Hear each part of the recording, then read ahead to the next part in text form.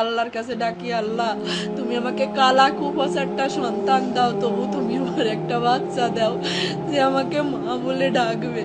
লিফটে ঢুকবে তখনও ঘুরে ফিরে আমার দিকে 2-3 বার তাকাচ্ছিল। আমার ওই তাকানো এখনো চোখে ভাসতেছে। অনেক আল্লাহর কাছ থেকে চেয়ে না সন্তান আমার। আমার যখন বিয়ে হয় আমার ছেলে মেয়ে হতো না, 8-10 বছর ধরে ছেলে মেয়ে হয়নি। অনেক কষ্ট করছি আমি, অনেক কথা শুনছি মানুষের। মানুষ যা খাতি আমাকে বলছে আমি তাই খাইছি, তারপরেও কোনো সময় আমার ছেলে মেয়ে হয়নি।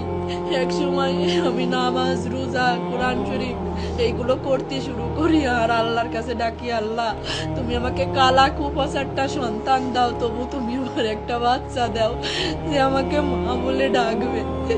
ডাক্তার কবিরাজ দেখাতে দেখাতে আমার সিনথিয়া আমার বিয়ের 9 বছর পরে গিয়ে, সিনথিয়ার যখন 4 বছর বয়স আমার আবারও বাবু হয় না, আমি আবার চেষ্টা করি। তখন আমার রাইসা মনে আমার পেটে আসে। হ্যাঁ, তখন থেকে আমাদের জীবনটা বদলে যায়। আমাদের জীবনটা এত সুখের ছিল না, অনেক কষ্টের ছিল আমার জীবনটা আর আমার স্বামীর জীবনটা। একে তো সন্তান হারা, আমাদের টাকা পয়সার সমস্যা, সবকিছুর সমস্যা ছিল। যখন আমার রাইসা আমার গর্ভে আসে আমার জীবনটাই বদলে যায়। আমার রাইসা যখন জন্ম নেয় তখন ওর আব্বু ব্যবসা শুরু করে। আজ ওর বাবা ব্যবসায়ী, প্রতিষ্ঠিত ব্যবসায়ী, কিন্তু আমার বাকি নাই। আমার লক্ষ্মী মেয়ে বুড়োই গেছে। আমার লক্ষ্মী রে তো আমি বলবো না, আমার ওইটুকু লক্ষ্মী। 8 বছর বয়স শেষ হয়ে 9 বছর চলতেছে। 9 পারা কোরআন শরীফ পড়েছি আমার রাইসামণি।